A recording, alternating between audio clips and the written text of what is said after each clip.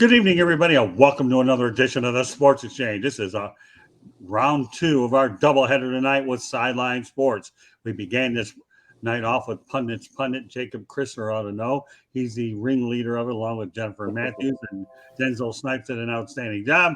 And now I'm the moderator behind the microphone, and I have my dream. We have a handful of people, and I call them my dream team. With that said, all right, well, I'll start off with the guy who developed the Sports Exchange with me many years ago, George Eichhorn.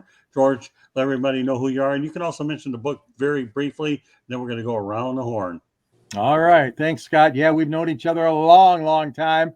And in the Metro Detroit area, covering games and all that. My book is called Detroit Sports Broadcasters on the Air from Arcadia Press. It's a great capsule history of the legends of sports broadcasting in Detroit and Michigan. Bob Ufer, Ernie Harwell, Van Patrick, Bud Lynch, Bruce Martin. And there's a page devoted to another legend, Scott Morganroth. You can get the book at a link on the South Florida Tribune website. And whom I photoed with, George. You are pictured with Muhammad Ali and Jimmy Connors, two of the greatest names in sports history. Very good. But of course, they were just happy to be with Scott Morganroth, the other, You're the best, the pundit Jacob Christner, who I'm proud to have on my team. We do a lot of stuff together. What do we do? Pundit, Basket Bros, or where else we get our hands on. We have a pile of them. Yeah, we do a lot. All right, Jacob, let everybody know a little bit about you. I started this a couple of years ago, started with the pundit points. Did these little pundit points. JB was the one that noticed me. It got me onto at the time the show was called Journey with the Jays. Got asked to be able to be on Sideline Sports, and ever since then it's just been kind of a big ride. And I always had a grandma that said I needed to get into sports. I think she meant the local in Quincy, Illinois, but who knew that I'd be starting to get bigger throughout the world now, you know what I mean? Well, I view George as like an older brother, and now I view JB Ellis as like a younger brother, because we always text every single day and we talk. So my newest younger brother, JB Ellis, the program. JB, give the audience a little bit of an overview of all the caps you wear at Sideline Sports and whatnot. So I had the pleasure of finding the guy below me. Lord help us. Yeah. And I get to work with all you great fellas here. We do Sideline Sports every Tuesday at 8:30, Confidential at 11. We got the J&J Sports Express, 7 o'clock on Wednesdays, and both sides of the coin at 11:05 tonight and every other Wednesday. And besides for that, meetings probably about 4 or 5 days a week, trying to grow the network so we can become the number one place for sports. Yeah, we're very delighted to partner up with Sideline Sports so that we can not only have our talent overlap a little bit on each platform, but it's just really neat to partner up with a class venture like you guys. So hats off to you, Eric Wilson, John Shear, Jake Malik, Jennifer Matthews. We know Jacob Christner, Will Vogel. Am I missing anybody out? Jordan Long, and the beat goes on and on. And last but not least, my right-hand man, Rick Curdy, a.k.a. Mr. Opinion. Hey, guys. Thanks for having me on here. I love being on here. Like Jacob, I was on Scott's show talking about MLB in Charlotte. He saw something in me that I didn't. I love sports. I love talking about sports. It's fun. And here I am. So thank you, Scott, for the opportunity. I'm the founder and CEO of the Charlotte Bats. We're a grassroots organization to bring Major League Baseball to Charlotte. You can go on our website, www.charlottebats.com, and you can sign our petition. And we have a little activity in the chat room. Coach Dante, what's up? What's up with you? We're doing all right. And I pair up with this guy on Coffee and Sports in the morning a few days a week. And Coach Dante's one of the nicest people you ever meet. With that said, we got a lot of business to take care of tonight. So with that said, sports impact of Hurricane Ian. And I'm going to go over the list because there's at least 5 I want to address. The Florida Gators game versus Eastern Washington has been moved to Sunday. I'll mention them all, and then we can comment briefly on every one of them. My USF Bulls game has actually been moved from Tampa to Boca Raton right in my backyard. But guess what? I'll be in Talladega because I am king of the road. And I don't mind bragging about the fact that last Friday I was at Homestead Miami Speedway, and I was asked to drive and took that bad boy 147.54 miles around that track. I'm proud of it. So, but USF is going from Tampa to Boca. Won't be able to see it. And then we have another game, South Carolina versus South Carolina State. Moved to Thursday, and South Carolina State, just in case you want to know, former Detroit Lion Robert Porcher graduated from there. The Tampa Bay Lightning postponed 2 preseason games, the 28th and the 29th. And I know Rick Curdy's going to like this last one. The Tampa Bay Rays played their final 10 games on the road. It's the Guardians, Astros, and the Red Sox. Somehow that worked out well because they weren't drawing there anyway. So now they'll draw better on the road than they do at home. Precisely my point. Since you went and commented, I'll let you lead off and we'll whip it around. We have a lot of topics to get to. So, all right, Rick, let's talk about the sports impact of Hurricane Ian. Well, it's devastating. We've gone through these things before. Remember Hurricane Katrina, what happened with New Orleans. We had Hurricane Hugo in the late 1980s here in Charlotte. I wasn't here yet, but I remember the damage is done. And this one is really, really bad too. I think millions of people are already out of electricity. It's going to come to North Carolina too. So it's devastating. Everybody's there are people who have to evacuate. There's people who homes are destroyed because of this. So and the sports scene, just a lot of changing parts here and there, and just got to wait to see what happens. And most importantly is people's safety. That's the most important thing. I know it's all fun and games. We love to see football. We don't want to see anything canceled, but it's all about people's safety right now. All right, JB Ellis. 1.8 million without power. Games don't really matter. Let's just, get through the situation. Hopefully everyone's okay. We can always reschedule games and find places to play. The NFL already has plans to play the Tampa game in Minnesota if they're not able to play in Tampa. Good way to think ahead and be prepared. But more importantly, let's hope everyone down in the Florida area is okay and gets through the storm without having any major problems. Jacob. Yeah. Now, he brought it up himself. 1.8 million people at this point in time. Even if you have the games, there's no electricity, no everything, and no one's paying attention. No one's paying attention. It's like literally those houses are going to be destroyed. Properties are going to be crushed. We really don't know what the extent of this is going to be. And in the end, I mean, you talk about Florida, and here's the thing. Next week to 10 days, they're going to want sports to kind of get their minds off this problem. But in the moment, no. So it's like the Florida and Eastern Washington. The only thing that matters to me in that is the fact that I talked about it on Twitter, that Eastern Washington was getting $750,000 for the game. And Deion Sanders talked about how the HBCUs needed to get more money. But it's like that's the only thing I cared about that game. Other than that, there is nothing to really care about with any of the. I mean, Tampa's moving to Minnesota probably. We need to really completely and utterly think about the people right now. And then in 7 to 10 days, when things start to get cleaned up a little bit, then let's start to let's give them some sports to take their minds off things. George. Yeah, and I challenge all the networks that are carrying those football games to go ahead and start a fund. Jacob, you hit it right on the head. I mean, this is the important thing, livelihoods, not football, not sports. But during those games this weekend, come on, CBS, ESPN, ABC, NBC, put on at the bottom of the screen a way people can contribute to the American Red Cross to help those people that are affected. Like you said, 1.8 million. And I'm so happy that the National Football League is still going to try to hold off on their decision to move that game to Minnesota. Now, the Detroit Lions, as Scott knows, twice hosted and bailed out the NFL during other emergencies and hosted a couple of games at Ford Field, a neutral site. So Detroit has done that very well, and I'm sure Minnesota will do an excellent job if they have to host that Tampa Bay game on Sunday or even Monday night. They might push it to who knows. But you're right. Priority is priority. Lives, livelihood, getting power restored, and helping those families that are flooded out right now. Well, having lived in Florida for the better part of 20 years, I've dealt with these storms, and they're nothing to take lightly by any stretch of the imagination. One of the games that you're referring to, George, I actually think they hosted the Minnesota Vikings, actually, when the roof caved in over at the old Metrodome, if I remember right. So, but yeah, I've lived in Florida for the better part of 20 years, and these storms are nothing to laugh at, or you really feel bad. I could remember any times where I went without power for the better part of a day or two, and it's not good. And the one thing we can't lose sight of is for a lot of those individuals that have lost power, you better hope you don't have people that are on breathing machines, because then it gets uglier than it does. So, I mean, so that is bad. So, yeah, I'll piggyback off of you though, George. I hope and pray that the networks step up and spend a little bit of money to try to help the relief fund, because these folks are permanently devastated. You know, we can go over the list of hurricanes and the damage that they've done, but it's a sad situation.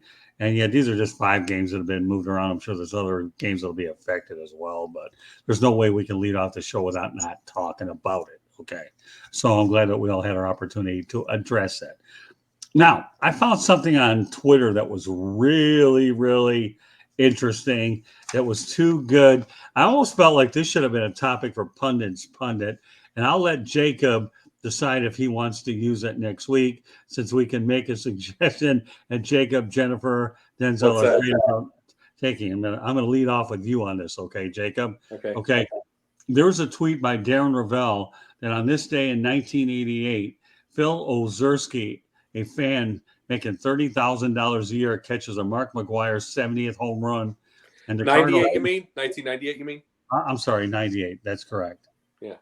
That's right. Well, I was giving him 10 years. Who cares? But all right, let me go back anyways.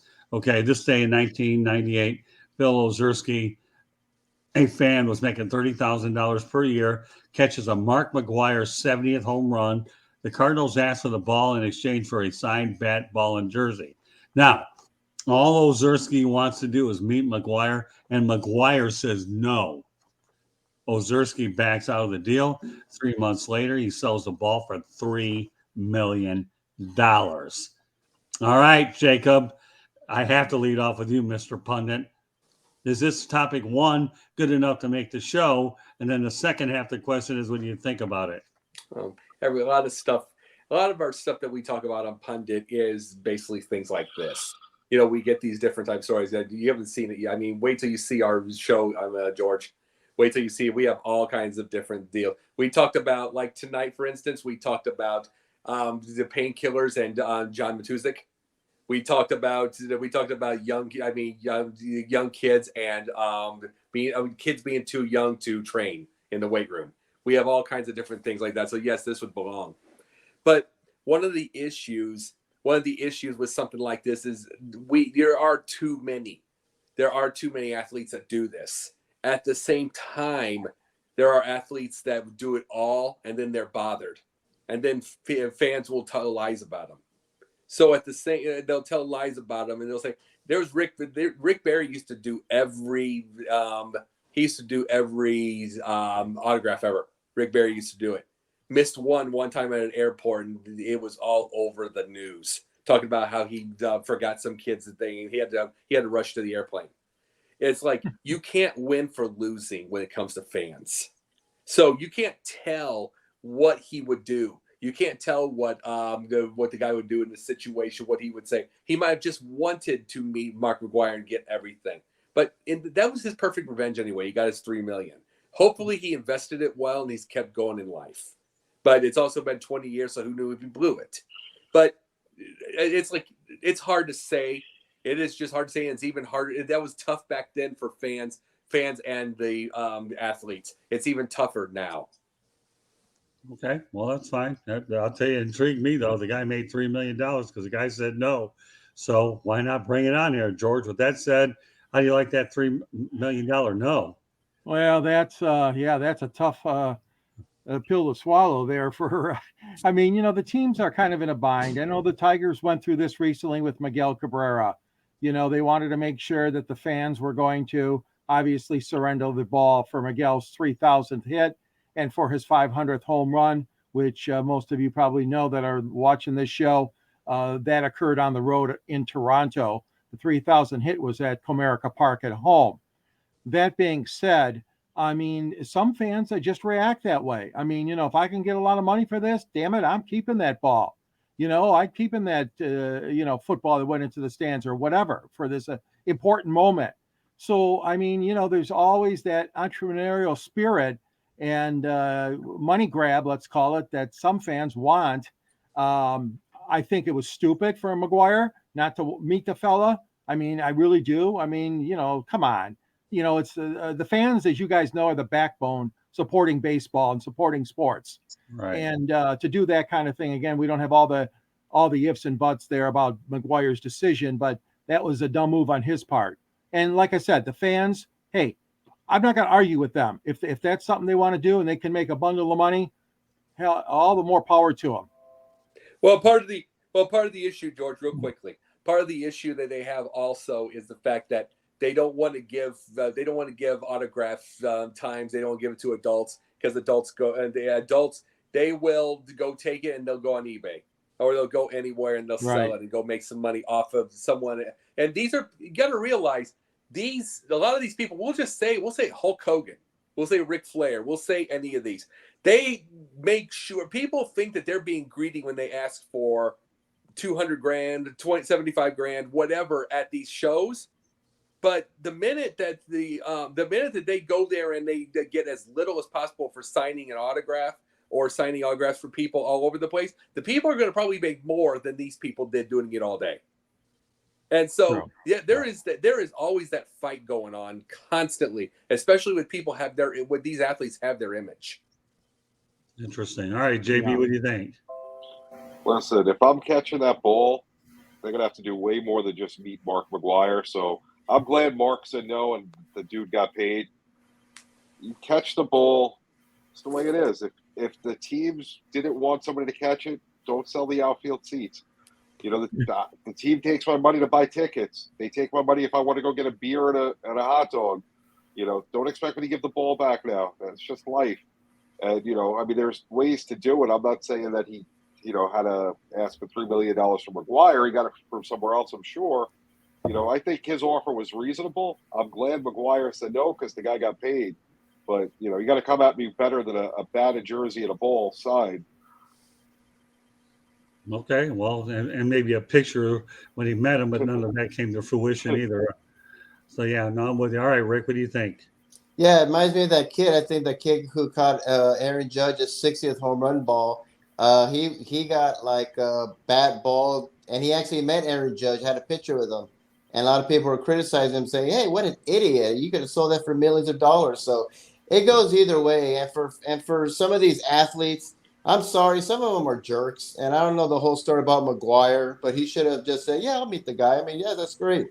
Why not? And, some athletes are like that. I remember my nephew went to go see David Beckham, and he wanted his autograph. And David Beckham goes, I don't do autographs on Wednesdays. Some of these athletes are just jerks, but some of these fans can be very persistent, So I think everything's just a case. It's a case-by-case study. It's just different. Everybody's. So I think and now today you can just go on Twitter and just say, hey, so-and-so, like, hey, I tried to get Scott Morgan Ross autograph and he snubbed me. People can just say whatever they want now. So to me, it's just a case-by-case. And unfortunately, we don't get all the facts about everything. So, but good for that guy for getting $3 million. It was probably a blessing in disguise that Mark McGwire said no, because he got $3 million for it. Knowing Scott, he would probably just offer him to take a picture with his King of the Road hat. Yeah. Oh, don't tell me short, Jacob. Listen, it is Wednesday. I don't do autographs on Wednesday, guys. Okay, good. Come back tomorrow. Yeah. I don't do autographs in a day that ends in Y. So yeah, let me tell you, when I was working in minor league baseball, some of these kids used to think I was a player, and I gave them my autograph. But what they didn't know, it didn't hurt. I didn't really care. So it's not like it didn't happen. One thing I do want to mention, though, in this whole thing is, number one, Mark McGwire, to me, saying no to a guy and him getting $3 million is one thing. But here's the thing we probably are missing out on here, okay? Now that all the allegations of McGwire cheating and all the steroids, can you imagine that $3 million on a heck of a return?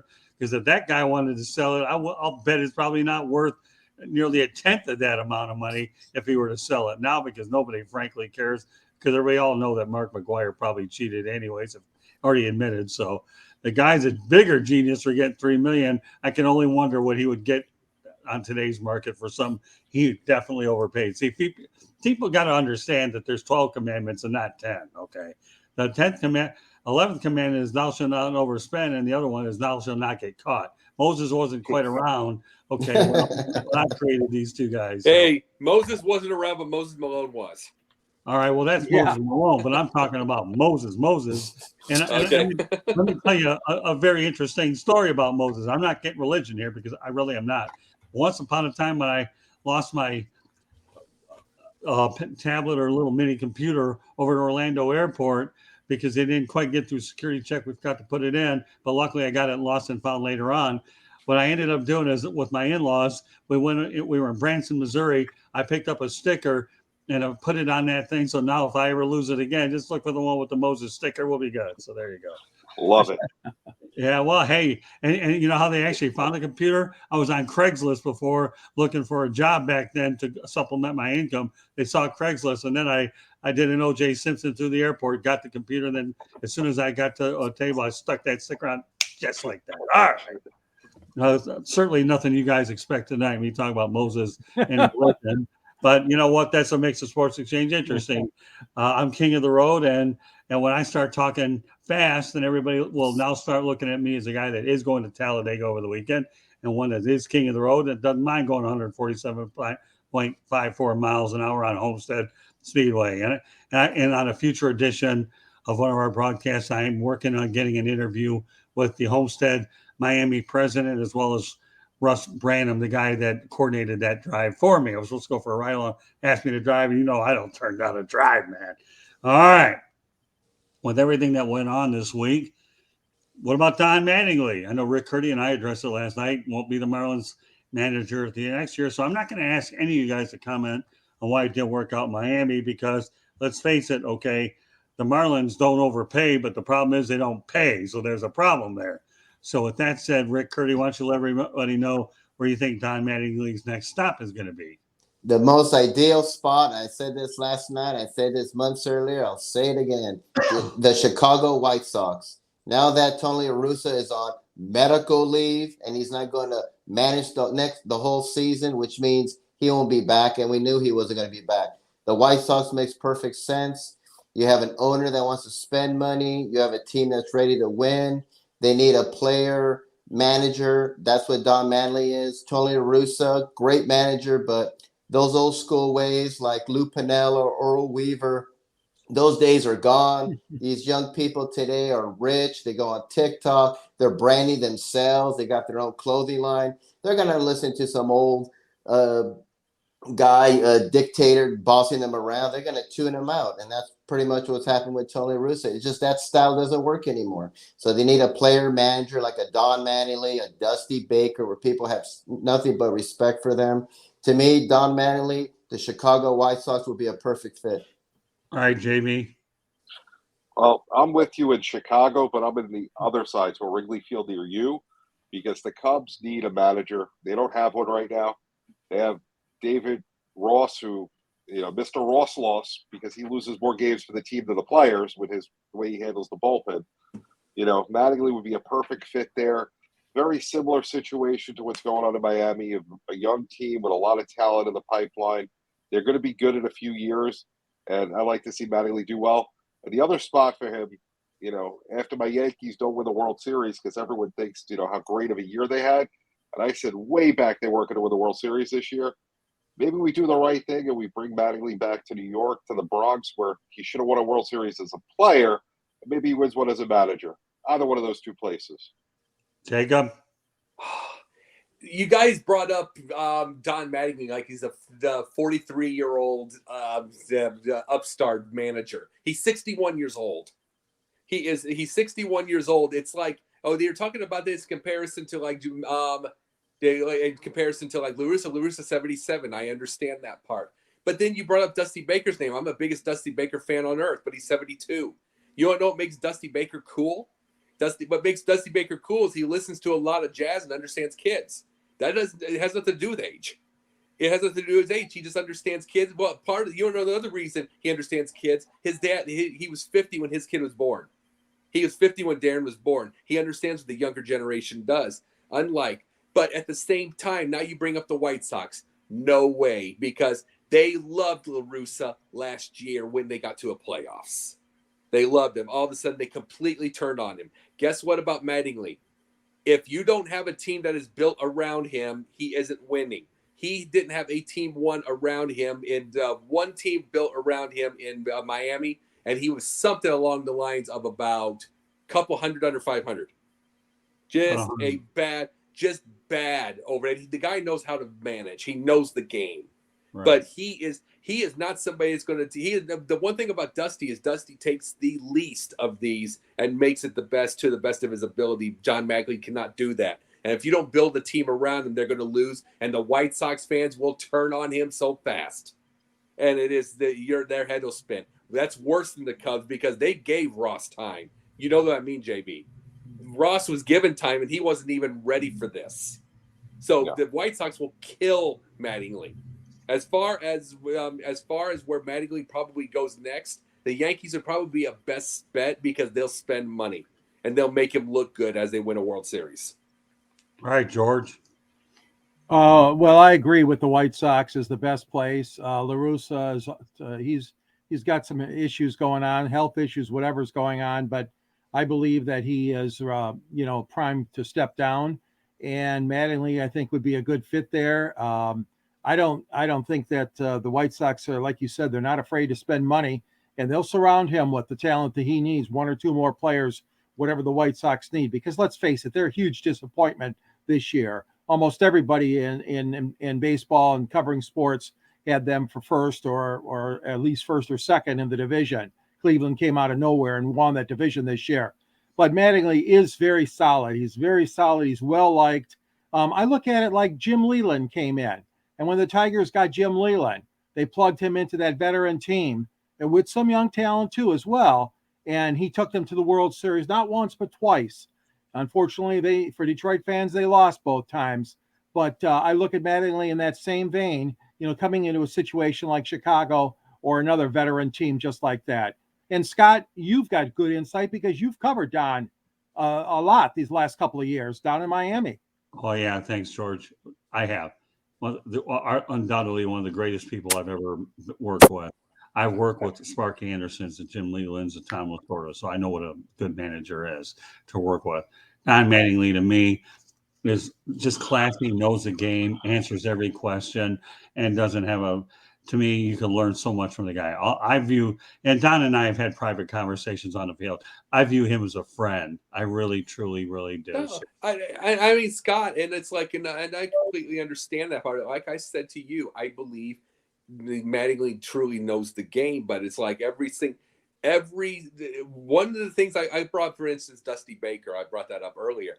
It's right. Like there isn't any real. I mean, I think Mattingly knows the game without a doubt. Yeah, but the thing I'm sorry. Go ahead. The thing you have to understand. Without a doubt, he knows the game. But it's like there are certain managers know how to get the most out of the least. Right. There's a Dusty Baker and everything. Then there's a guy that Mattingly could do every seminar ever. He knows the game up and down, in and out. He could probably deal with everything. But to get to start winning, you have to almost get the littlest out of everybody. And it's like, it's like Mattingly had a real opportunity in those 7 years in Miami to get he had a lot of the least of these. And and I'm not insulting Mattingly's knowledge. It's just the fact that it's like, that's where I'm talking about for his neck. He'll get another job. Absolutely. I'm just bringing up, it's got to be in a place like in New York. It's just going to have to be, or you could say the White Sox, if we want to talk about spending money, Cubs, like JB said, you could got to be those, but he's not getting the most out of the least of these. He had 7 years to prove that. I mean, they avoid the guy that knows the game too, which surprised me. All right, let me go. Who is going to win with the Marlins roster, Scott? I mean, you cover them all the time. Right. I mean, what manager in Major League Baseball would you put on that team now that was going to make this a winning team? You know what? Save that one for next Wednesday. Fair enough. Okay. That's why I want to be able go one more time and try to get a feel from other people around there, I'll do that. So, but I will probably talk about who I think. We'll leave that one for next week. So here's what I'm going to do. Okay, well, first of all, I got to give station identification. Then I'll talk about where I think we need to go with Mattingly. Subscribe to the South Florida Tribune on our YouTube channel or visit www.southfloridatribune.com and follow us on Twitter at Tribune South. Okay, to advertise, call 954-304-44941.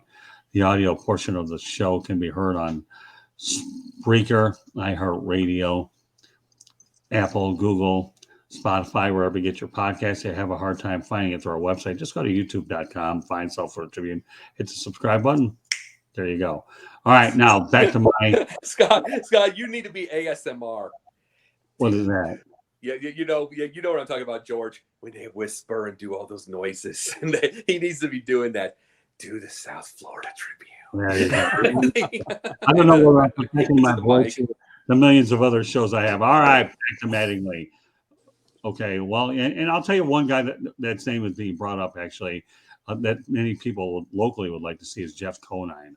And I know I would like to see Joe Girardi get another chance at it with a different owner. But here's the thing.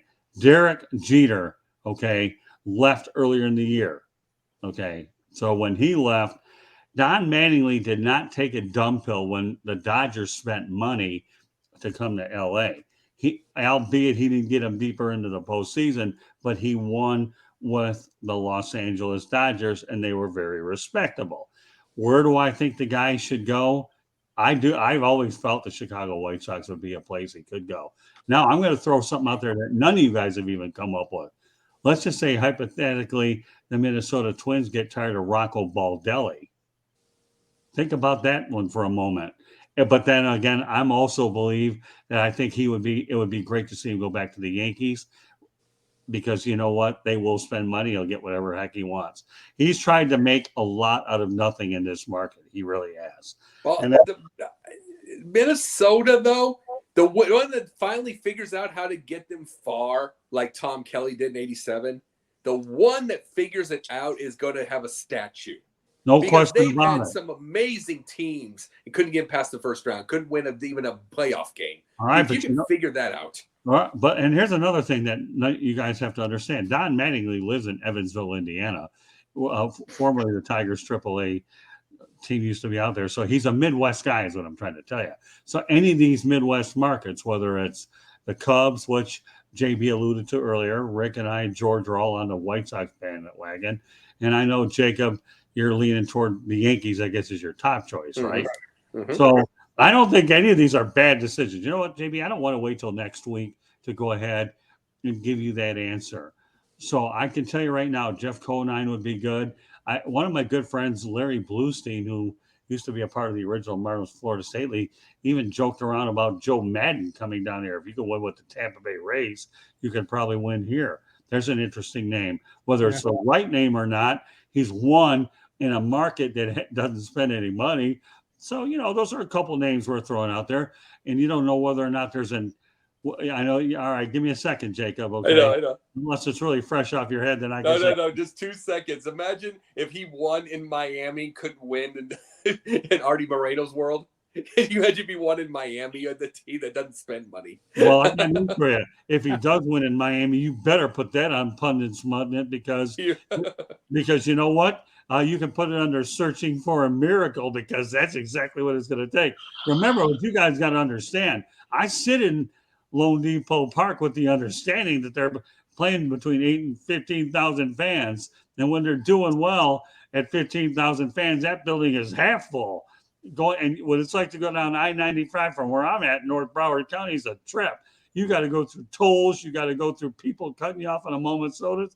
If I wasn't so protective of my wife, I'd let her drive. But you know what? I tell her, you don't deserve this drive because I wouldn't even give this drive to my worst enemy. But because I'm king of the road and I like to cut people off and go fast on long straightaways, all interstates, I can deal with all the challenges and the obstacles that I have to do. Eichhorn's got it easy in Detroit. I'll tell you, George, I challenge you to come down here and show you what it's like to drive down there, and then you realize how good you have it with the Tigers. So there you go. So I guess a couple of names I'll just mess around with will be Jeff Conine. Maybe they'll bring somebody up from the minor leagues or an up and comer. But I'd be intrigued to see if Joe Madden would ever come down here and take a crack at this job. Now, I will say one thing, though.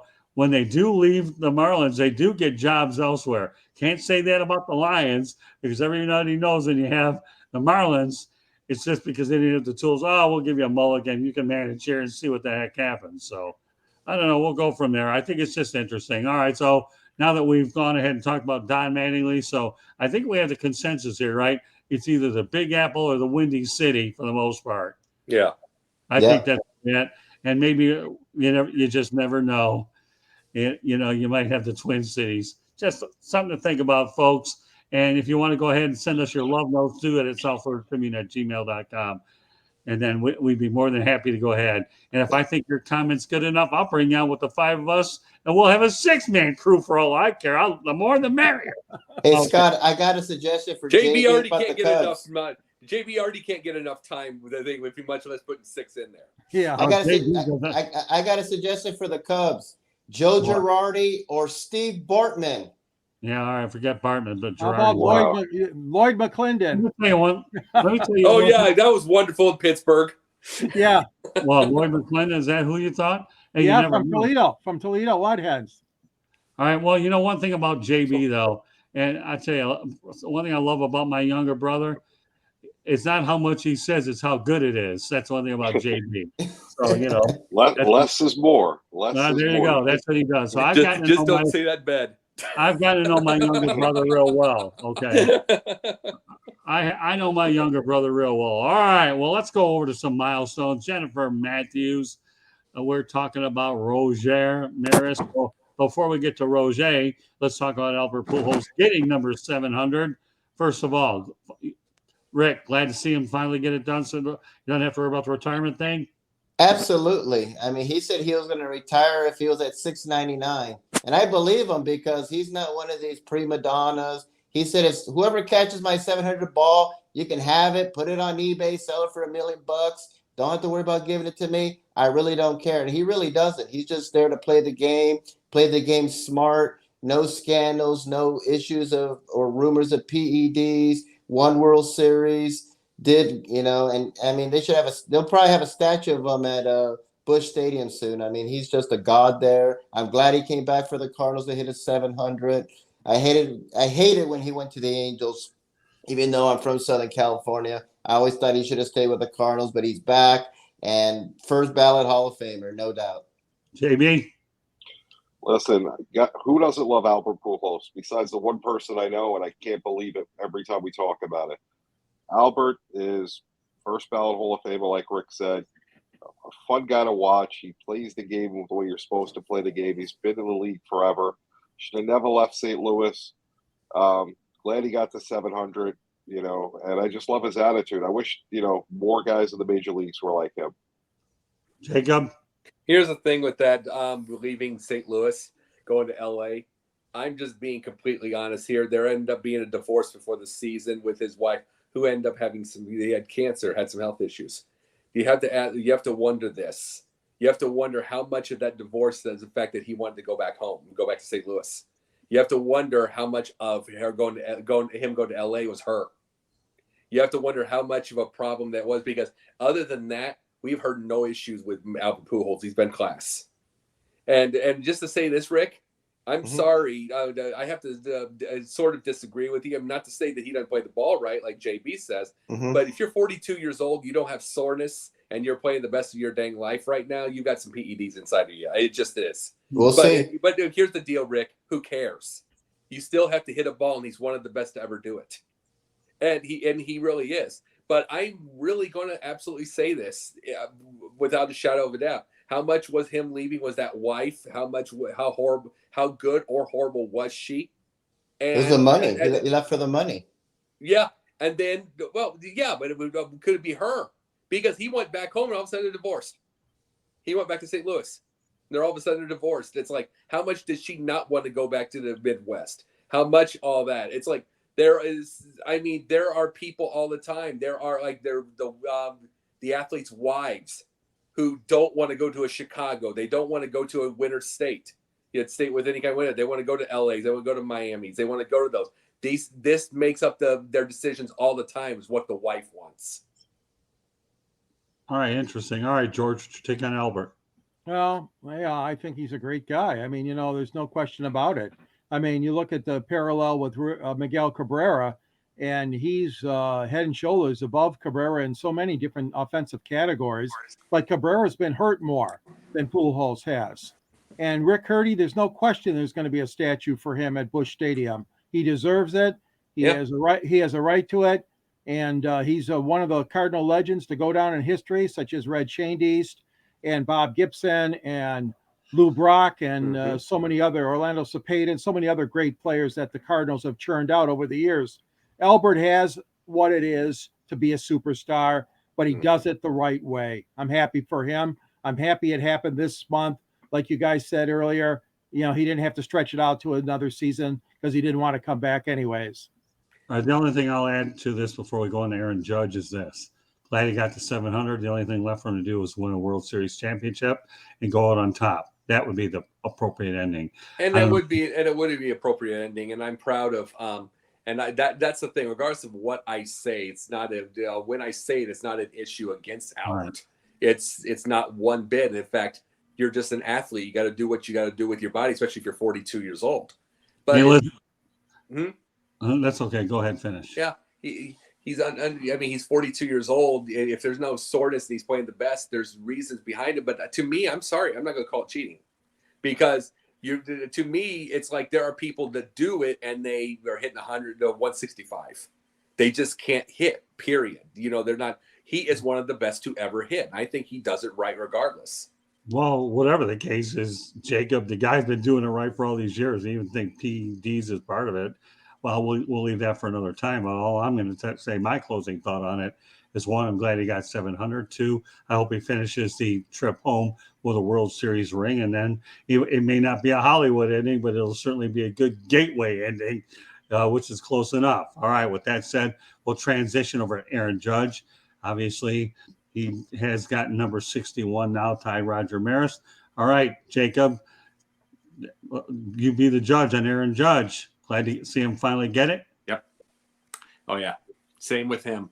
I mean, Judge. I mean, my thing is, I was glad he got a 61. I want to see Triple Crown. Even what JB says, I want to see a Triple Crown. I do. It is to me, that means a lot to me, because I want to see a power hitter get a Triple Crown. It means he does it right. Around that, he hits it to all fields. It means he's smart with the plate. It means he does all that. And it's like, I want to see. And the only thing I'd like to see next out of him for the next year, I know he's struck out too much to do it now. I'd love to see him do it next time and have less strikeouts. I want to see it even more intelligent at the plate. But, I mean, this is one of the greatest things we've seen. It's just true. It's just true. It's one of the greatest hitting seasons we have seen. And it's like, it's even better than Barry Bonds. I mean, Barry Bonds hit 73 homers with 372, but he didn't get the RBI award. If you get a Triple Crown with that, it's one of the greatest we're ever going to see. All right, JB, you're nodding your head, so why don't you go ahead and let it out? Wow. Better than Barry Bonds? No. Here's the thing. Let me say this. 73 homers be John Shearer. Let me say this. 73 homers and 372. He did not get Triple Crown, though, is what I was saying. I also said one of the greatest. One of the greatest. Right. He couldn't, because they would walk him how many times? They were afraid to pitch to him. He changed the whole offense because you didn't want to pitch to him. Judge, great year. I really don't care because he's not catching Bonds. That, to me, is the home run leader. Triple Crowns are great. Cabrera got one 10, 13 years ago. So I've seen it in my lifetime. It's exciting because it doesn't happen every year. Right now, I'm kind of ready to get to the playoffs. He's going to hit 62 against Baltimore probably. Honestly, I really don't care. Right? Yeah. I want to see a Triple Crown. Sorry. It's one of the rarest feats in all of baseball. I mean, people thought I was talking about horse racing when Miguel Cabrera won it. So, I mean, it hadn't been done before Cabrera since 1967. Carl Yastrzemski hasn't been done in the National League since 1931. Joe Ducky Medwick of the Cardinals. It's a rare feat. I'd rather see a triple crown. That 314 average. I'm sorry, that's a really low average. These guys need to start hitting better. These higher averages. I'm a Tony Gwynn, Wade Boggs, Ichiro fan, but his numbers are outstanding. One of the best single season that anyone's had in Major League Baseball history. He'll break the record, and that would be cool. But I would love to see a triple crown as well with that. All right, and hey, JB, I wanted to bring something up real quick to you. Yeah. And it's like, and you're correct. I'm not gonna. I should stop. I should stop at the thing of getting bonds because that's 372. That's an ungodly number. It's just my biggest thing is the fact that when people bring up, when you see the media go after the 60 homer, where is he? What is he going to hit? It's like my biggest thing is just the fact that we talked about this on Confidential. We talked about this. It's like we have a belief that that you could get more fans if you don't have so many strikeouts and they're at the plate and they have more discipline at the plate and we get people on. We know that there could be more fans if they do that. I like seeing. It's one thing when you get a middle of the road or a medium-sized person that hits 300 or like I say Carlos Correa or whatever. But when it's 6'7", 295, getting a near triple crown, it means you not only have a big, powerful dude, but an intelligent one. Listen, it's a great feat. I'm not taking away from it, but Cabrera just did it. He 10 years ago, though. Cabrera just did it. It's a triple crown. I don't want to see it done every year. Cabrera just did it 10 years ago. You're looking at the American League home run record. Big deal. I care about the Major League home run record. Maris's 61 means nothing to me at this point. Judge's 61 means nothing to me at this point. It's Bonds' record. I care Next about up the Yankees World winning. Series. I care about winning the World Series, which this team's not built to do. Come October, they're going to stop hitting like they've done year after year. We still have the wrong manager. Those things are more important. Gallo, when he left and he ended up in L.A., said, it's the Aaron Judge show. He was horrible and struck out 8 million times, but, that's part of the problem. Who cares about these home runs? Win games. That's all that matters. Yeah, I agree with you. All right, George. The only thing I got to add is thank you for saluting Cabrera. Yeah, a lot of people forgot about that. Went from Carl Yastrzemski to Miguel Cabrera for the Triple Crown. And, of course, Justin Verlander won the Triple Crown here of the pitching, which a lot of people forget about that one season also. But I like Judge going after the record. I mean, yeah, he does strike out too much, but the kid's a good player. He really, really handles himself well in and out, off and on the field, I meant. And I think it's a good story. It's a good news story. Sure, it's not the baseball record, MLB record, but, he is topping one of the other Yankee greats of all time with Roger Maris. So I say all for him. All right, the only thing I'll add to this topic, got a couple more, and then we have parting shots to go along with as well. First of all, I'd love to see Judge win the Triple Crown. So I'm with you there all the way, Jacob. And if it happens once every 10 years, that's that. But guess what? There's one thing about Aaron Judge, folks, that you guys are all forgetting. He's going to make a lot of money because he bet on himself. Boy, it will be one. Hold on, Jacob. Yeah. It will be one expensive contract. And I will say this, if George Steinbrenner was there, he'd get the money. I'm not sure. He'd be in the Bronx. He'd be in the Bronx, no questions asked. George would have just said, here's the check, write it for what you want. Right. That's exactly right. Now, go ahead, Jacob. And that's just everything is just, those are just my opinion, my thing. But I know about what I talk about. I know what JB said about the Triple Crown. It's like, it's just my thing. It's not necessarily it doesn't have to happen more than every 10 years. It doesn't have to happen every single year. We don't have to have it happen 10 years ago. Well, look, Jacob, if you get the darn Triple Crown, whether it's once every year or not every year, but then it loses its luster. But the last one before that was 67. Wait, Jacob, okay, you say it loses luster, it probably might. But if you can go ahead and see that accomplished anyways, look at the triple. Look, you guys are forgetting. You're forgetting about this though. He plays for the Yankees. The Triple Crown means nothing. All that matters is the end of October. You're carrying number 28. Then whatever he did is phenomenal. Right. If he wins the Triple Crown and hits 75 home runs, you don't get number 28. It means nothing. Look at the triple double though in basketball. It's like, I mean, back in the like 92, the top 2 triple doubles of all time were Magic and Bird of all time.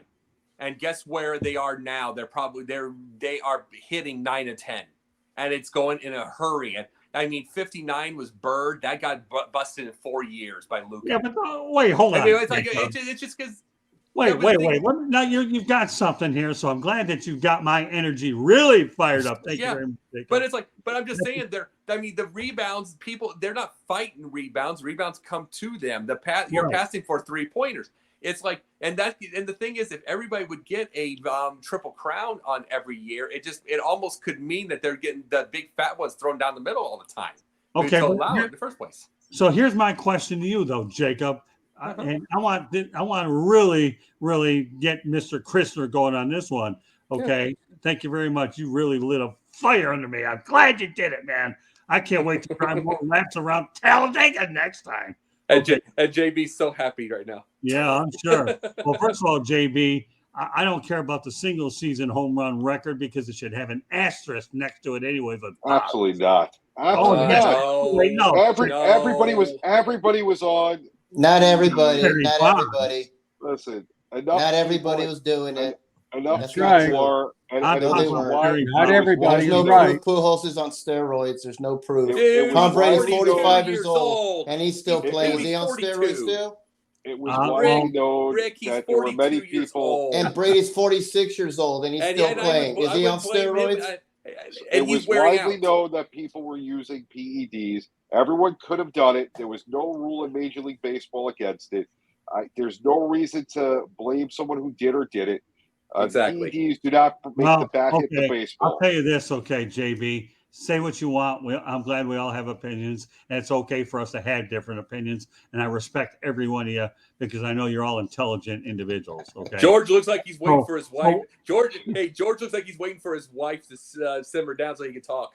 George knows how I operate anyway. Yeah. He knows how I operate. JB, we agree on 99 out of 100 things. In my opinion, Barry Bonds is the biggest fraud on the planet, and I don't care. 760. Absolutely. Best baseball player of my lifetime. I don't care what anybody says. Well, okay. Yes. Well, then I'm glad he's the best player of your lifetime.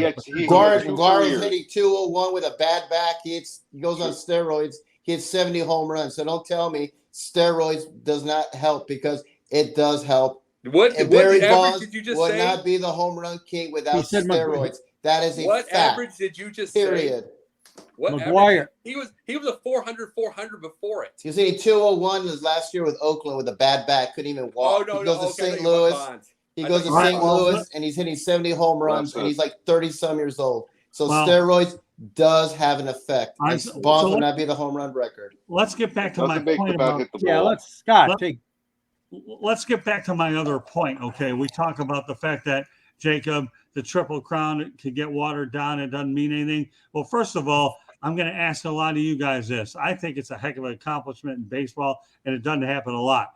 But here's the thing. You want to talk about triple doubles in the NBA? How many of you guys really, truly think that the NBA is watchable these days? Because I know George and I covered it when it was really legitimate. Not all these clowns going back and forth, taking jump shots, getting rebounds that go off the rim 10, 15 feet away. Rebound, instead of earning it the old-fashioned way. They had to earn it in the paint where you don't get your teeth knocked out. That's right. It's a different game. The same way baseball is. Now we got a guy on second in extra innings. I don't get me started.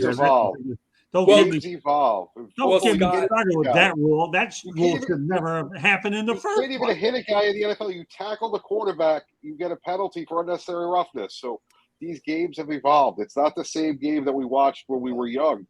Some changes are for the good, some are for the bad. It's just the way it is. Scott, do I think it's the same? Definitely not. Lawyers and agents run the world now, which JB's agreed with me with before. The lawyers and agents run the game. And it's like, and they do not want. It's like you notice how many things that you cannot do now. You can't even play pickup ball anymore. They sign contracts, all that stuff. They don't have. You can't go ride motorcycles. You can't do that. They don't want. It's like you look at the Pro Bowl. The Pro Bowl is now going to be a flag football game. They Right. don't want their clients in a dangerous situation of something that does not matter anymore. And that's in everything. No debate there. So I'm going to go back to my final comments about Aaron Judge, okay? Because I know that's where we go. We have a couple more to roll on to. Number one, Aaron Judge. I am glad that he is at least tied for the American League record. I hope he gets number 62.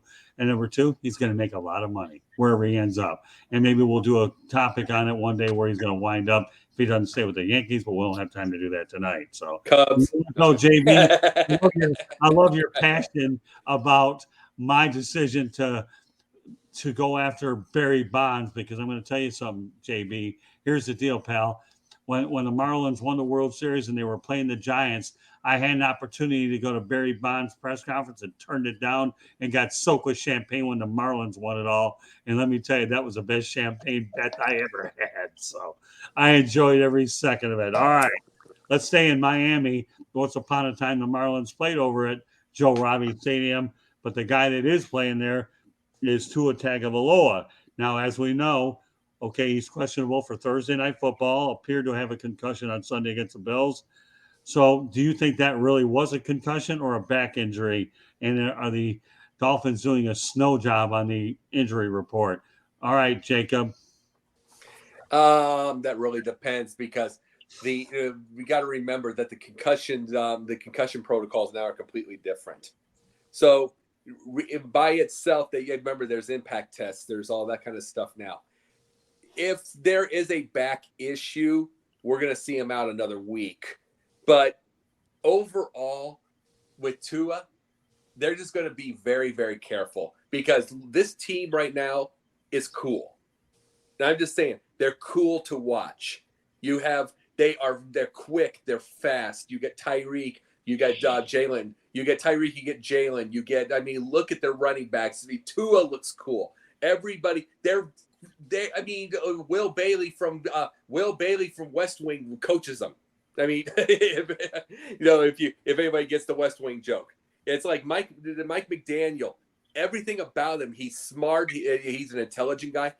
All these guys, they have such a good aura to them.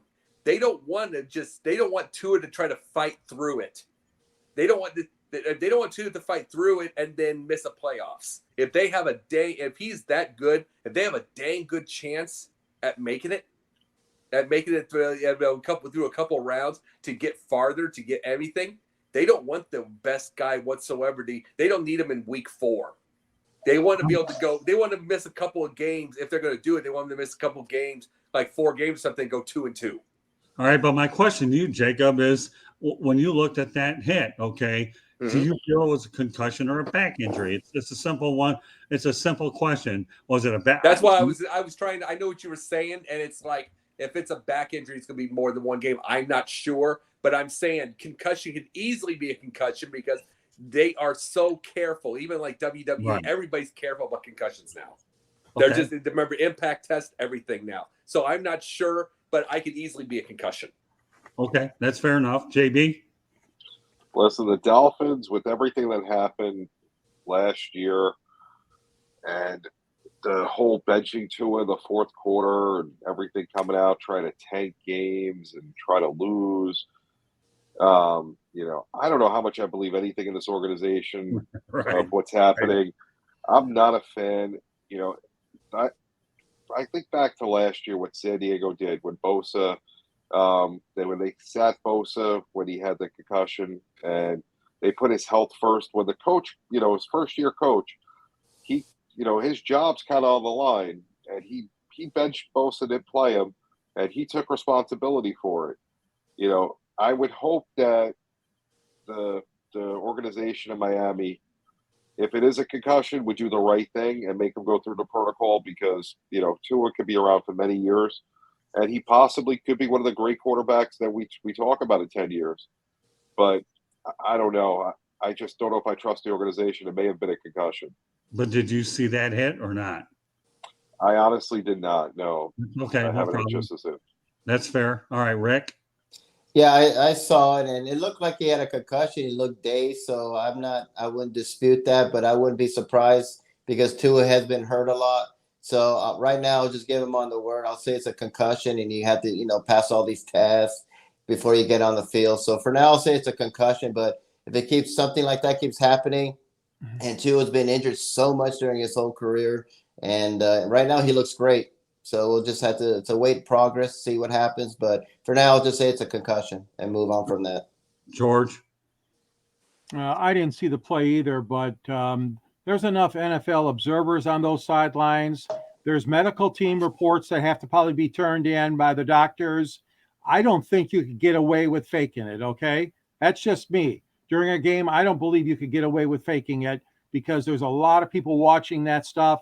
And like you guys said, all the protocols that have to be done. And so I want to give them the benefit of the doubt that the Dolphins are not hiding anything right here. All right. Well, I saw that hit, and it looked like to me, I could appreciate the back being sore after a hit like that, but the way his head hit that ground, to me, that had concussion written all over it. And that's all I've got to say about that. So that looked like a concussion. The way he was wobbling like a weeble, but he wouldn't totally fall down. Okay. To me, that had concussion written all over it. So, all right, we'll stay there for a moment.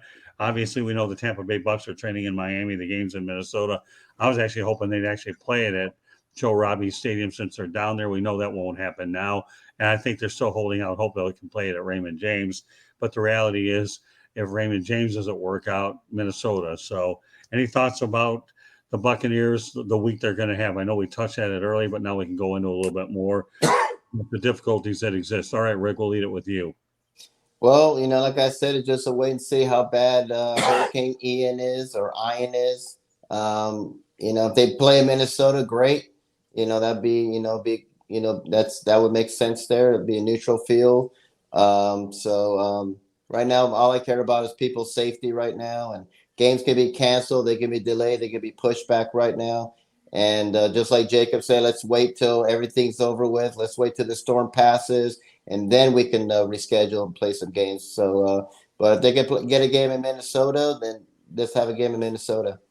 All right, so Jamie, give me your thoughts about the fact the Bucks are training in Miami, even though the game's in Minnesota. Even though I think it'd be easier, depending if the weather was inclement, they could have played at Miami. But the alternatives look like Tampa or Minnesota. So right now, the Bucks players, I'm sure, are concerned with their family, their houses, their possessions that are in Tampa Bay and the surrounding areas. Where they train, where the game is, that's all secondary. Right. They're professionals. They could play the game in London, in Germany, in Mexico City, or any other the 31 NFL stadiums besides their home stadium. They'll be ready to play. But tonight, their minds are not on football. And, let's hope that everyone down in that area is okay. That's more important than anything else. Yeah, I heard the families actually traveled to South Florida to be with them. So thankfully that took place. All right, Jacob, some thoughts on that one. I just saw a video while you were on there from YouTube, rushing water in the middle of a basement somewhere in Jacksonville. Wow. Okay. I mean, don't even think of Raymond James. Don't even think about it. Who's going to be there? Who is going to? It would literally be. And not even that. And not even that. Sorry to interrupt you, Jacob. Not even that. But then you got to take the, police and different people to get everyone into the stadium and do all the different security. You're taking away from the community and for the people that need the first responders at that point. Yeah. So that's the other thing we don't think about with having a game at home. You're absolutely correct. And it's like, I mean, and the thing is, who would come even if you're talking about that at this point? Literally, we look at Florida where they're at right now. Who's going to get there? Look at the traffic? Who's going to get traffic control like you brought up? Who's going to get any of this? And it's like, just get into Minnesota, just cancel the game, bring it to another. I mean, you got to remember, 2001 they canceled it and brought it to the end for like Tennessee and Florida, and went to Tennessee, and that was after 9/11. They did that, and they did something like this, and it meant they did it later, and it meant to the SEC title. And you can do these things. It's like it's not forever. You just put on another night or something, but this is not necessary right now. Just get it in Minnesota, or just cancel it. Well, they've already decided that Minnesota, Jacob, is the place they're going to do it. And the Vikings are playing in London anyway. So they've already decided that if it isn't Tampa, they are going to Minnesota. Well, I'll tell you this, KC's going to dominate the home game, then. That's for dang sure. Because it's the Midwest. They're just going to travel. Right. No, that's true. They were going someplace. The question was Tampa or Minnesota. So, all right, George. Well, that's it's already been decided. Like you said, Scott, it's going to be up in Minnesota. The players, the coaches, the training staff, everybody was smart to get out of Tampa, and like you said, the families too, and to go down to Miami to practice. That was a smart move. I appreciate that, and kept some rhythm to the team. They did not do well against Green Bay. Aaron Rodgers, was victorious.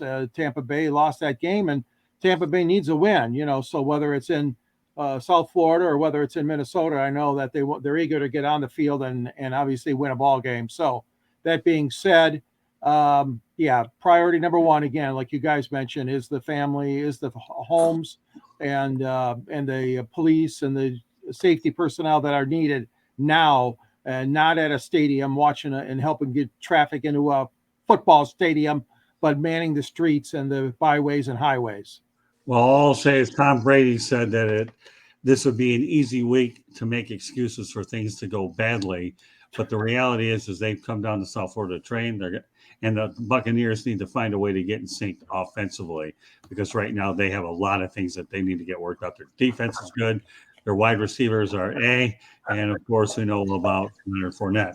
One more topic of the night, and this one has J.B. Ellis's name written all over it. Okay, and I'm going to let JB start it off. Okay, the Yankees have clinched the American League East for the 20th time in franchise history. All right, JB, will it matter? No, because they're not going to win the World Series. Playing Okay. in the Bronx, winning 27 before, being a Yankee fan since the late 70s when they had that great Dodgers Yankees rivalry. All that matters is World Series. Nothing else matters. And this team, the last few years in October, has not hit. They've had decent pitching. Garrett Cole's overpaid. He's a bum. I don't know why he's getting $40 million. You get $40 million, the highest paid pitcher. Give me Verlander. That guy lights out. Garrett Cole, I have no respect for him. I don't want him on my team. They're not winning the World Series. So let's get ready for next year. Let's make the right moves, figure out a way to keep Judge, and see where we go next year. And in your eyes, you want Mattingly too, right? I would take him in a second. Okay. All right, Rick, you're nodding your head. Continue on with the Yankees. Will it matter? No, of course they won't matter. It's a big market. It's just like the Dodgers. They got over 100 wins. If they don't win the World Series, they're going to tell them they're a bunch of chokers. They're not going to care. It's all about winning the championship, whether you're a wild card or you're like the Seattle Mariners and tie the record and don't even go to the World Series. It's all about winning the hardware. It's all about winning championships. And I agree. I've never liked the Aaron Boone hire. I thought that was a head scratcher. I've hated it for years. Mattingly to the Yankees. He can't go to the White Sox, which is my number one choice. The Yankees will be a terrific fit. He's beloved there. He would do great there. And I would not be surprised if Aaron Boone is gone by the end of the year. So if it's World Series or bust, then they have to win it. They haven't won it in 13 years. Was it 13 years since they last won a World Series? That's crazy. 2009. Right. Yeah. Right. All right, Jacob. Yeah, they got to win it. And the thing is about Yankees fans, and this is the same with Dodgers also, is they're going to keep saying they're not going to do it until they do it. So I don't know how much you can trust that. It's like they're going to keep saying, "Oh, we're not going to get there. We're not going to get there. We won." I mean, they're going to keep saying, because there's a negativity to everything, and you can't blame them. The 13 years is a pretty long time for this kind of era for them to get there. They didn't even win it in the 2010s at all. But the biggest thing about it is that Aaron Boone has got to get it to be able to keep his job. But here's what's funny about this: he's going to go to a smaller market. He's based off this record in Yankee. It's going to be kind of like, this is funny. It's going to remind me of Casey Stengel way back when, and it's like he got these small market jobs. He got the Mets. He got a couple of the jobs. He never had a winning season outside the Yankees. And Aaron Boone's going to be he's going to have the Casey Stengel thing. He's going to get to a smaller market somewhere. He's going to lose with them. It could probably be Minnesota. Interesting. Okay. All right, George. Well, that's got to be the first time that New York City has been called a small market. No, Jacob. I don't mean that. I'm talking well, about that's what you said. That's what you said. The Mets were a small market. No, All I'm due talking about respect. no. I was saying he would go to a. No, I'm not going to call that New York. Dad, I'm talking about he'd go to a small market like Minnesota or something. Oh, he got you there. Jacob's having a bad day. Hey, I'm having fun. I'm having fun with you, Jacob. You know what, Jacob? Everyone's going after You know Jacob what, today. one thing about my longtime co-host, you know, he's a little older than I am, but he can get people where they want, man. Jacob, this is your first act here with Icorn. No, and I'm scratching my head. Wait. New York, Maybe small Coney market, Island. Maybe the they're Mets. going to Coney Island. I don't know. Hey, Jacob, you know what? Accept this, buddy. Icorn threw you a curveball and you missed it. No, more like I fouled it off. Foul tip. There you go. All I can say, Scott, and you missed it. All I can say about the Yankees is this is one baby step, winning the division. You guys are absolutely right. It's not if it stops here or if it stops the next step or the step after that. I mean, there's several steps. We know that. Playoffs, tiers of the playoffs. And yes, it's all on Mr. Boone. They have to do it. If they don't, all bets are off. Nobody's going to be happy, even with a home run king sitting in your pocket. Well, I'm only going to say one more thing. We got parting shots, and I know JB has another act in a little bit here. So, and that's this. Mattingly's going back to New York if Boone gets fired. If George Steinbrenner were there, Mattingly couldn't be there fast enough. And yes, the individual accomplishments of Judge are great for New York City. I've always liked the Yankees. What few people don't understand is the first professional baseball job I had was covering the Fort Lauderdale Yankees over at Fort Lauderdale Stadium, and I saw and I covered them for spring training and worked with Billy Martin. If you can imagine that. So there's lots of things we don't know about you, Scott. Well, I know, you know that, but Jacob, the best part about it, my friend, is you're finding them out on every show that you appear with. Yeah, and that's what I love about Jacob and JB. Icorn's already seen them all because he had to issue credential requests for every last one of them. So it doesn't matter. But no, if George Steinbrenner were there, Mattingly would have already had the job. So Don is available, Yankees fans, and there are lots of tiers. If there's anybody that I've ever seen under more pressure than Aaron Boone, well, I don't know. It would be – I'd have to go back to every time the Yankees went out there and hired managers. I can tell you one thing before we go to parting shots. Many years ago, I interviewed George Steinbrenner at Fort Lauderdale Stadium.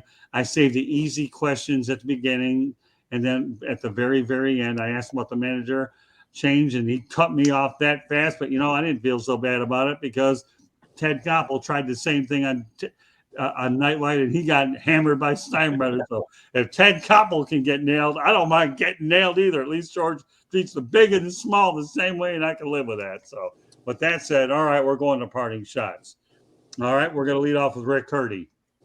All right, my parting shots are fans who overreact that their teams are back. And no, I'm not talking about the Cowboys. You got to hear from the obnoxious fans that them boys are back when they haven't won a Super Bowl since I was in middle school. But I'm talking about like Texas Longhorns. I'm sorry, Scott, your Miami Hurricanes. They laid a massive egg last week against Middle Tennessee.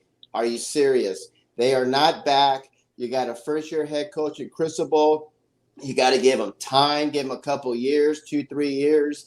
Sarkisian was a stupid hire by Texas. I hated that hire, and I'm going to say this all over again. If you want to win, Urban Meyer to the Longhorns. That you'll win right there, Texas. Go get Urban Meyer. I know Jacob. He's I don't care if he's a terrible human. He's won 3 championships. That's all people care about. And but Miami is not back. The Longhorns are not back. Nebraska is a massive mess. It's going to take a while for them to get back. LSU with Brian Kelly, big old question mark. Got to give them time. But I'm sick of these fans always saying these teams are back. I love to see them back. Love to see the old Hurricanes back, but they're not back. And neither is in Texas. Forget about it. Sarkisian, if they have another lose season, he's gone. And don't be surprised you hear Urban Meyer's name floating around Texas. That's my party shots. All right, well, you know what? I got to let Jacob go because he's really chomping at the bit. Oh, yeah. He's aggravated. I love it. Go ahead, Jacob. My parting shot is just make sure you know that JB has a show later. No, I got to get going myself, though. But Okay. no, but I'll say this: my parting shot is on fans who are rushing these rookies in, just because of their fantasy football and their Madden thought processes, and they saw him 3 games in the preseason. This happened with Fields.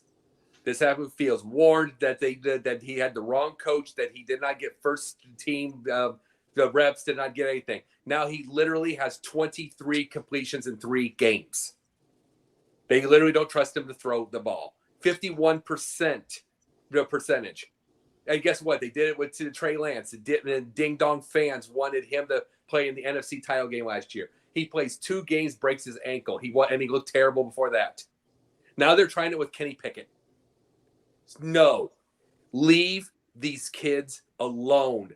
Get out of your fantasy football. Get out of your mind. When you have a guy like Mike Tomlin who knows how to coach, who knows how to develop, who knows all this stuff. He's been through 15 years. He's won every single year. He's going to figure it out. And he's going to get, and when the kid's ready, he's going to tell it. It's not up to you. It shouldn't be up to you. Leave these kids alone. Let them develop.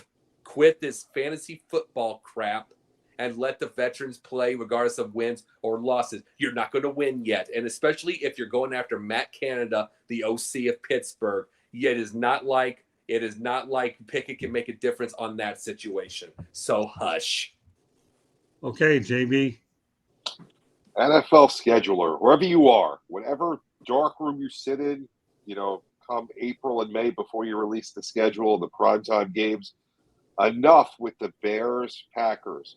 I don't want to see Denver against San Francisco on Sunday night and the Giants against the Cowboys another Monday night.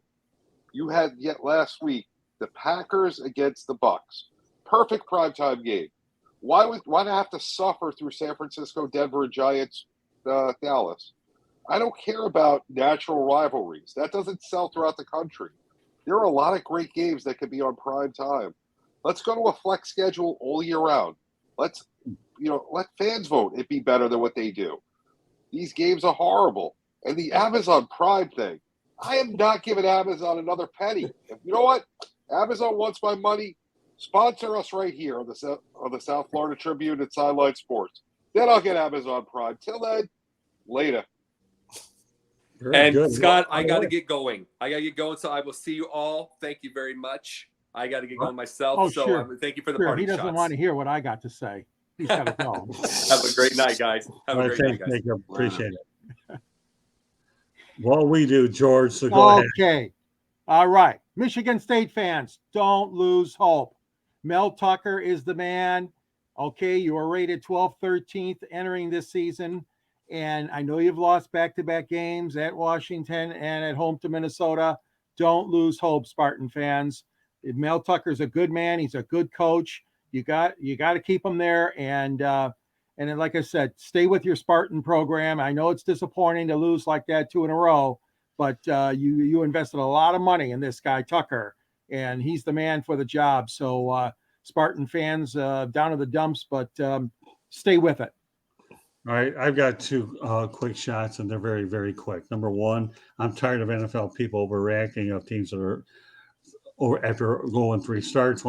Because you have a 17-game schedule. I grew up with a 14-game NFL schedule, so I understand how tough it is. But 14 games is what we grew up with, right, George? So instead of the 17. The second thing I want to talk about very quickly, and that's this. I do agree with Chris Fowler. I think the Michigan Wolverines erred by having 3 easy games, false sense of security. But I'm not going to pick on the Wolverines only. I'm going to pick on just a lot of major college teams for scheduling these cupcakes and developing a false sense of security. Rick, I know you want to come down hard on the Hurricanes, justifiably. Their first 2 games were winnable games, obviously with Southern Mississippi, Bethune-Cookman, but Miami Hurricanes, to me, you're right. They have to be a little bit patient. I was at the Middle Tennessee State game. It was a bad football game without a doubt. They came up flat. Cristobal will turn it around in time. I saw the game, but please, folks, okay, all these people that go out there and sit here and tell me that 0-3, it's time to write these teams off, get away. I don't want to hear it. I'm used to 14 games scheduled, then 16. So I'm sick and tired of all the too much overreaction, as all this stuff after 3 games. And I've said it on numerous broadcasts, and I'll say it again on my own. It is what it is. So, but, again, college teams, you need to start scheduling better opponents. But again, I understand that a lot of these bigger schools are scheduling the weaker opponents because that's what they do to pay their athletic departments and fund them. I see it both ways, but Chris Fowler's justification of criticizing the Wolverines, to me, I won't lean hard on Chris because he's probably right. All right, well, with that said, and this concludes this edition of the Sports Exchange. Before we sign off, we'll give everybody an opportunity to identify themselves. But first of all, subscribe to the South Florida Tribune on our YouTube channel or visit www.southfloridatribune.com and follow us on Twitter at Tribune South. To advertise, call 954-304-4941. The audio portion of the show can be heard on Spreaker, iHeartRadio, Apple, Google, Spotify, wherever you get your podcasts. And again, if you struggle by being able to do it from the website, just go to South Florida Tribune. Go to youtube.com, hit South Florida Tribune, hit the subscribe button, and also email us at southfloridatribune@gmail.com. Kudos to Candy Ebling. She does an unbelievable job keeping this whole thing together as well. So, again, please subscribe to the South Florida Tribune YouTube channel, and you can find us on Twitter at Tribune South. All right, Rick, lead off. You can find me on my website, www.charlottebats.com. We have a petition on there. We need your signature so we can bring Major League Baseball to Charlotte. I'm also on Facebook at Charlotte MLB, Charlotte Bats Baseball. I'm on Instagram at Charlotte Bats. I'm on Twitter, Charlotte Bats Baseball. And you can find me on LinkedIn under Rick Curdy. And if you have any comments or questions, email me at cltbatsbaseball@gmail.com. All right, before we turn over to JB, I do want to thank Jacob Christner for being on here. I love his hard-nosed opinions, and that's what makes him a lot of fun to work with. I see him on Basket Bros and on this show, and the Pundits Pundit. The guy's phenomenal. His hard-nosed opinions are very much appreciated, Jacob, and we're glad that you're a permanent part of the show. With that said, go to the other sideline guy, my younger brother, JB Ellis. Go ahead. JB_ the program on Twitter. Everything's on there. Sideline Sports Tuesday, J&J Sports Express Wednesday at 7, and both sides of the coin at 11:05 every other Wednesday. Amazon, I dropped it. You make sure you contact Scott, contact me. We'll get you a nice package on all the shows. Later. Attaboy. All right, and last but not least, before we sign off, George Eichhorn. Yeah, you can reach me at Twitter on at SNG Sports 99. I'm on LinkedIn, George Eichhorn, or you can get me on Yahoo Mail, geichhorn@yahoo.com. And my book is available from the South Florida Tribune website, and also from Arcadia Publishing. And I'm glad to be part of the show. Thanks, Scott. You're very welcome, George. Glad to have you on the Sports Exchange. Does a wonderful job on Fire Up Michigan. So that does it for tonight. So on behalf of Jacob Christner, Rick Curdy, JB Ellis, George Eichhorn, my name is Scott Morgan, Roth Motor City Madmouth. Thank you for joining us on this edition of the Sports Exchange. And we will be back next Wednesday night with another new episode. So meanwhile, have a great weekend. I'm looking forward to going to Talladega for the Talladega 500 and a 12-hour drive. That wastes me. Hopefully some of that water will be cleared up by the time I take my Jeep up the highway. My long straightaway to Alabama. King of the road. That's it. Right. All right. Take care, everybody. And thanks a lot for my crew for once again doing an awesome job. Appreciate everything you do. And JB Ellis, what can I say? The partnership that we've had working with you, to me, has been nothing short of outstanding. And I'm looking forward to the things that we're going to continue to build on as well. All righty. Sounds good. All right. Good night, everybody. Good night. Later.